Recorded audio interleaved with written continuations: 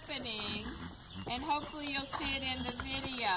There is a muscle that basically goes from where your heel hits your horse all the way back to their stifle.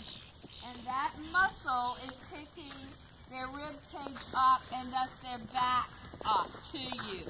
When that starts to flex like that, that means your horse is starting to carry himself on his muscular system, not his skeletal system. Can you guys see that? Yeah. Okay. So as you do this and he gets stronger and stronger, what it does is it prevents injuries because they are no longer pounding their bone, they're letting their muscles do it. He's getting a little tired.